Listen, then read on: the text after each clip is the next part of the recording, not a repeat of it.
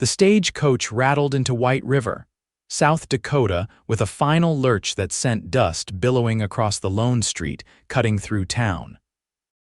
Zachary Daniels stood waiting, hat in hand, his weathered face betraying no emotion as he scanned the coach for his bride, a woman he'd never met, whose letters had traveled thousands of miles to reach his lonely ranch over the past 6 months. The year was 1876, and at 32, Zachary had spent 15 years building his cattle ranch 10 miles outside of White River. The solitude that once felt like freedom now hung around him like a weight. When he'd finally placed an advertisement in an eastern newspaper for a bride, he hadn't expected much. But then Florence Miller's letters arrived, elegant penmanship describing her life in Boston, her dreams of wide open spaces, and her desire for a new beginning. The coach door swung open, and the driver helped down 2 businessmen and a traveling salesman before turning back to assist the final passenger. Zachary's breath caught in his throat as a small, gloved hand emerged, followed by a figure so frail it seemed the Dakota wind might carry her away. Florence Miller looked nothing like the vibrant, hopeful woman whose words had filled his evenings with companionship. Her face was gaunt, her blue dress hanging loosely on her frame. Dark circles shadowed eyes that barely registered her surroundings. But what struck Zachary most was how she flinched when the driver touched her elbow to steady her descent. "Miss Miller," Zachary stepped forward, keeping a respectful distance. Her eyes, a striking gray-blue that reminded him of storm clouds, briefly met his before darting away. "Mr. Daniels, I presume?" Her voice was barely audible above the bustle of the small town. Up close, Zachary could see that, beneath the dirt and exhaustion of travel, she was beautiful, high cheekbones, delicate features, and hair the color of wheat tucked beneath a modest bonnet. "Yes, madam." "Welcome to White River." He moved to take her trunk from the driver but hesitated when she swayed slightly. "Are you feeling unwell from the journey?" Florence straightened her shoulders with visible effort. "The journey was difficult. I shall be fine with some rest." Zachary nodded, paying the driver and hefting her surprisingly light trunk. He led her toward his wagon, noticing how she limped slightly, favoring her right leg. "It's about 10 miles to the ranch," he explained. "Not much to look at in town, but we've got the essentials. Dr. Patterson has his practice just there." He pointed to a small whitewashed building. Florence nodded absently, her gaze distant. Zachary helped her into the wagon, noting the way she winced as she climbed up. Something wasn't right, but he wasn't one to pry. Whatever troubles she'd faced on her journey west, they were hers to share when she was ready. The ride to the ranch passed in near silence.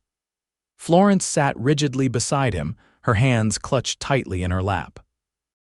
Occasionally, he'd point out a landmark or mention something about the land, and she'd respond with a polite nod or murmured acknowledgement.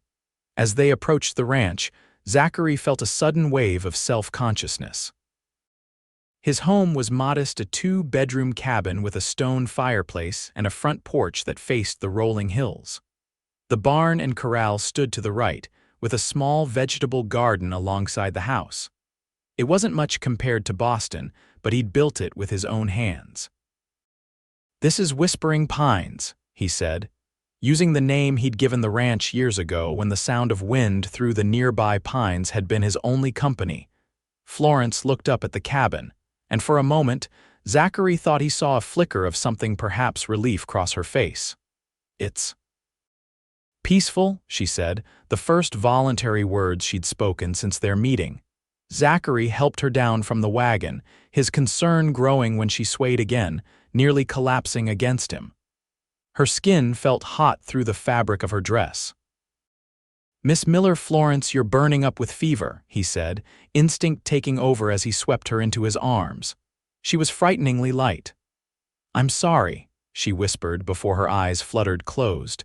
Zachary carried her into the house and laid her gently on his bed. Running back outside, he unhitched the horse with record speed and raced to the barn for his fastest mount. Within minutes, he was galloping back toward White River to fetch Dr. Patterson. By the time they returned, Florence was delirious with fever, murmuring incoherently. The doctor examined her with a grave expression. "Pneumonia, most likely," he said, listening to her labored breathing. "And exhaustion.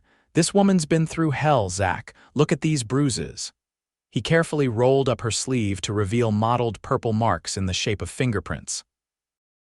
Zachary's jaw tightened. "Can you help her?" Dr. Patterson nodded slowly. "I'll do what I can, but she needs care, rest, and time, lots of time." Over the next 3 days, Zachary barely left Florence's side. He spooned broth between her cracked lips, bathed her forehead with cool cloths, and slept in the chair beside the bed.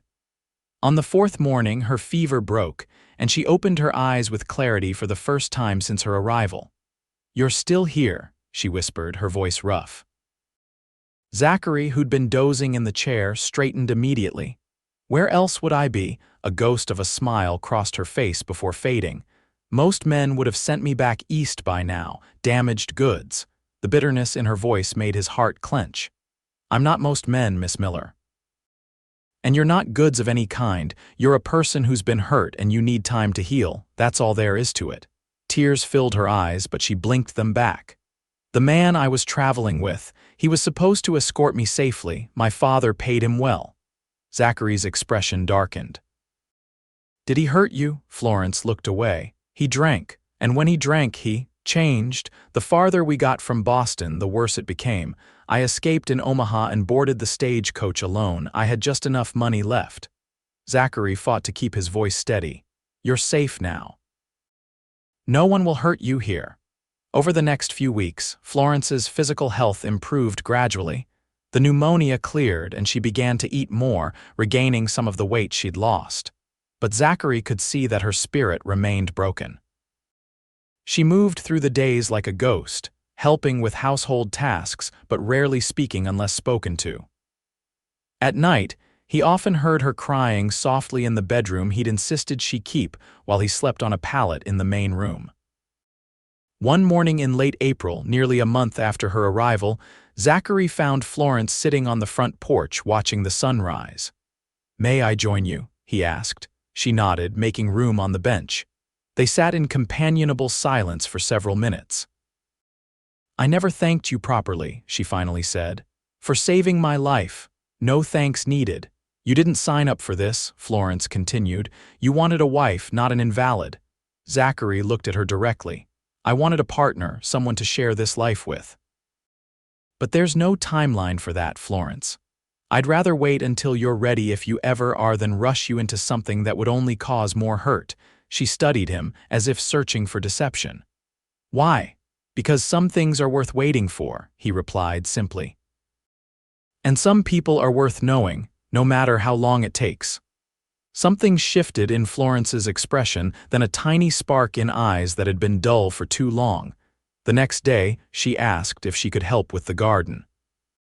Spring gradually gave way to summer, and with the changing season came slow changes in Florence. She began to speak more, sometimes even sharing stories about her childhood in Boston, where her father had been a moderately successful merchant before falling on hard times. After his business failed, he'd seen his daughter as an asset to be traded. Sending her west to a stranger seemed preferable to watching her become a seamstress or shop girl.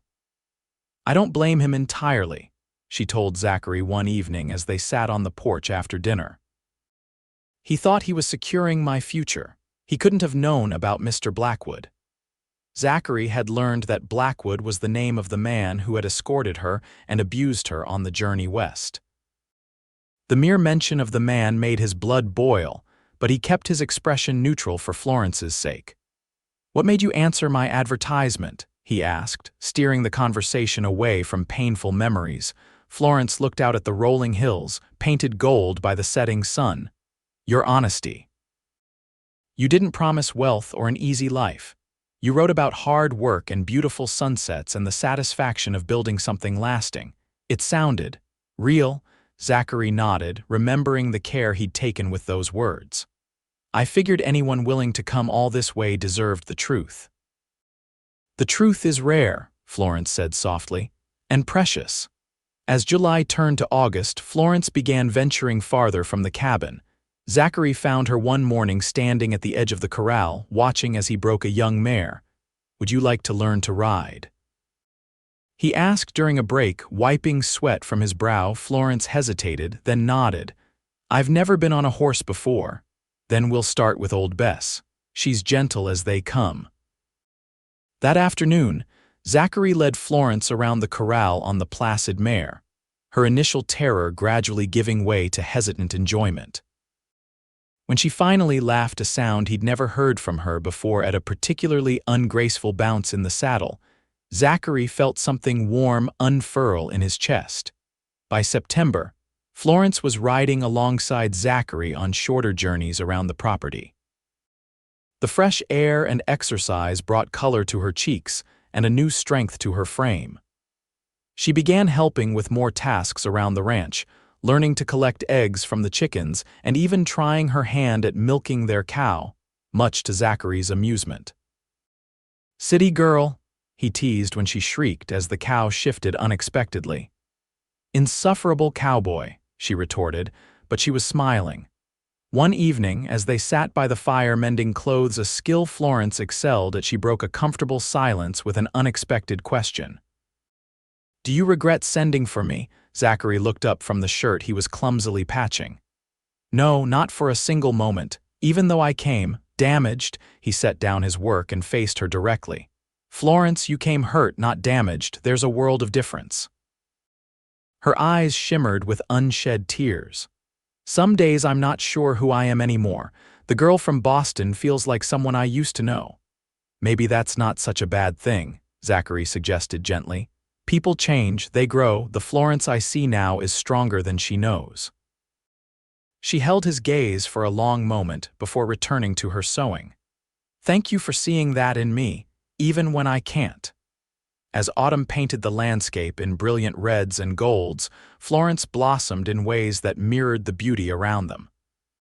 She began experimenting with recipes, filling the cabin with the aromas of fresh bread and stews that made Zachary's simple bachelor meals seem like pale imitations of food.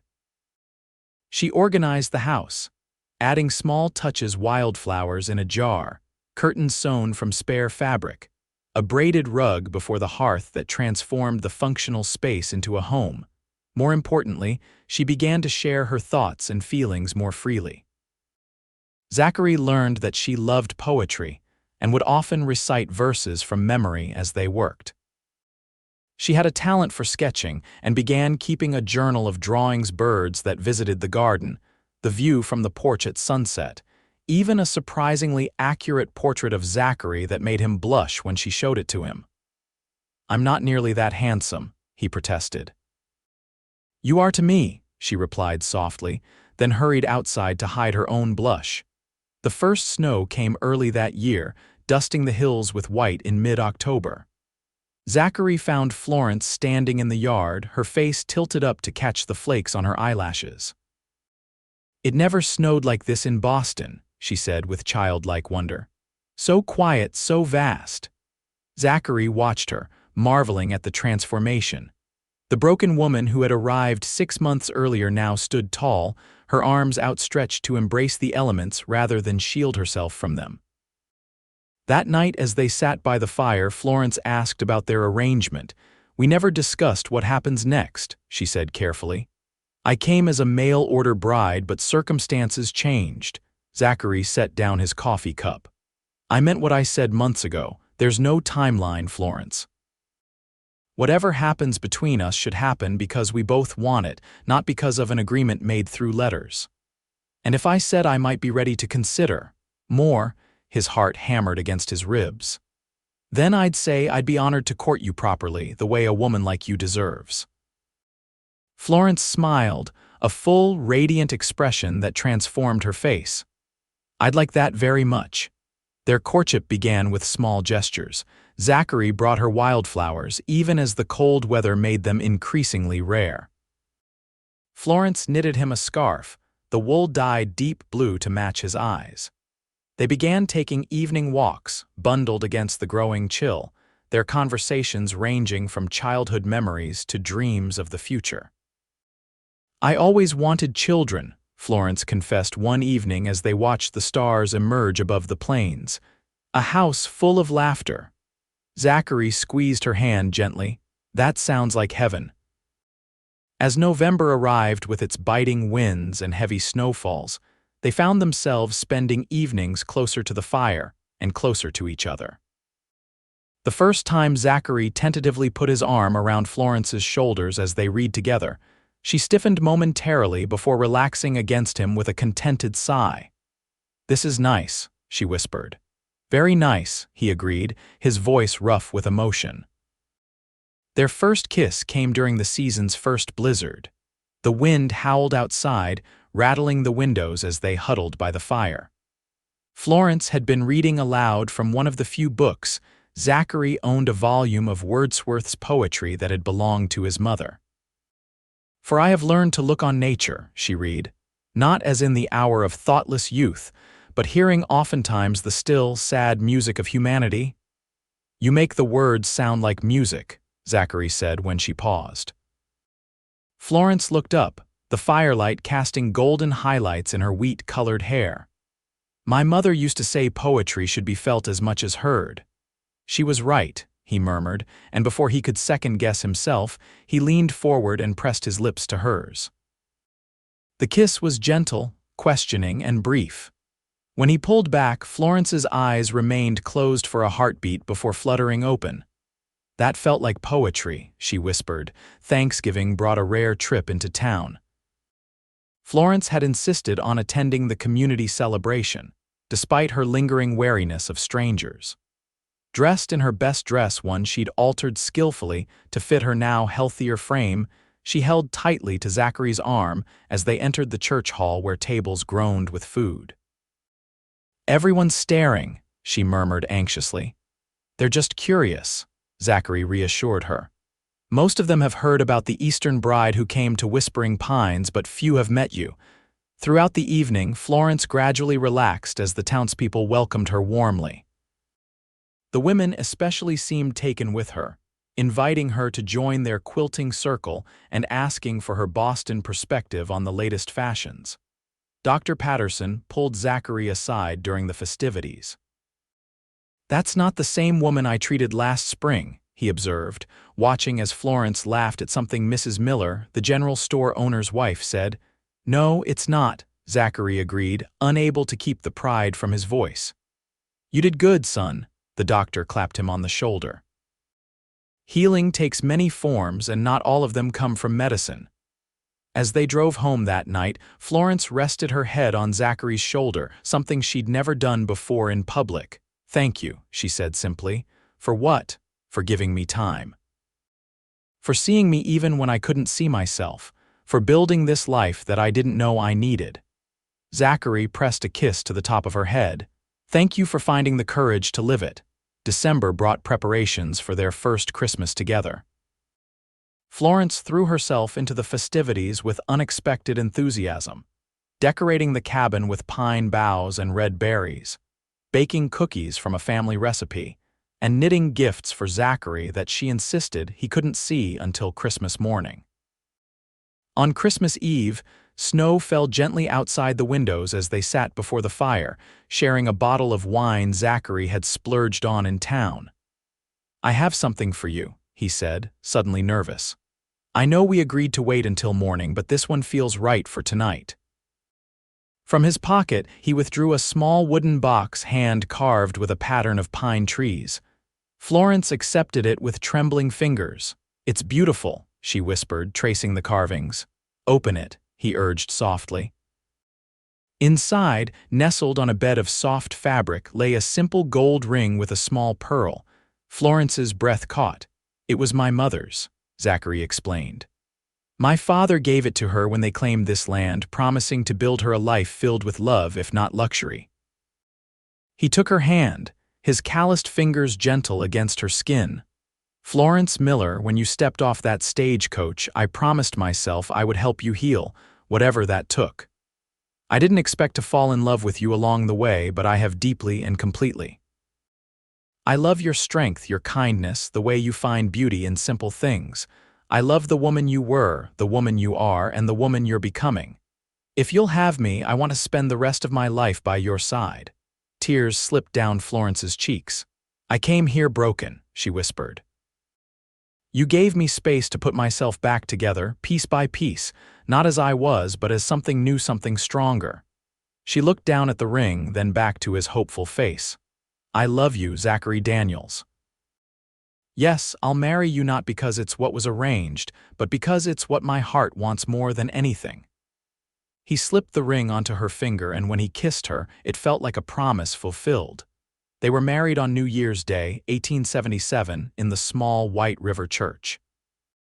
The townspeople turned out in force, curious to witness the union of the taciturn rancher and his Eastern bride.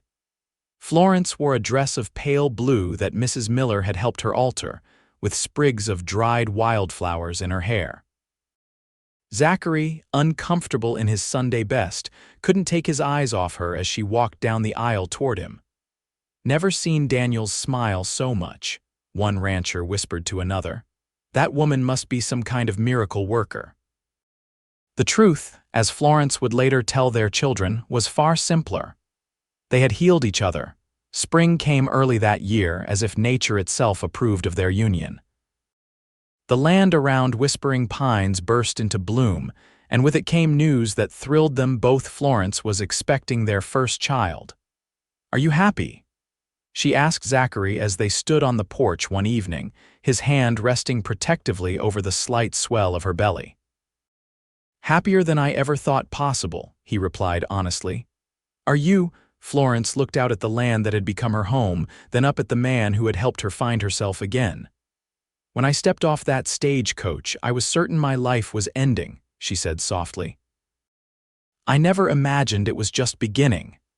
In October of 1877, Florence gave birth to a son they named James after Zachary's father. 2 years later, a daughter followed Margaret for Florence's mother. Eventually, the family would grow to include 3 more children, each one raised with stories of courage, patience, and the healing power of love. In later years, when White River had grown into a proper town and the railroad had finally reached South Dakota, Florence sometimes greeted the new mail-order brides who arrived looking frightened and hopeful. She would invite them to tea, offering gentle advice and friendship. Some of the women, seeing her thriving family and the obvious devotion between her and Zachary, would ask her secret. "There is no secret," she would tell them with a smile. "Just time, patience, and finding someone who sees beyond the broken pieces to the person you can become." On their 25th wedding anniversary, Zachary surprised Florence with a new journal, its leather cover embossed with wildflowers. "For the next chapter of our story," he said, his hair now silver but his blue eyes still bright with love. Florence, her own beauty matured by years and motherhood, opened the journal to find pressed between its pages the dried remains of the first wildflowers he'd ever given her. "Some journeys break you," she wrote on the first page that night, "and some heal you in ways you never imagined possible." From the bedroom doorway, Zachary watched her write, marveling at how the frightened, broken woman from the stagecoach had transformed into this strong, radiant soul who had filled his days with purpose and his nights with peace. "What are you thinking about?" Florence asked, feeling his gaze. "Just that some broken things, when mended with love, become more beautiful than they ever were before." Florence smiled, setting down her pen to cross the room to him. "Like us." "Exactly like us," he agreed, gathering her into his arms as he had thousands of times before, each embrace a silent promise renewed to heal, to hold, to love, for all the days they had been given.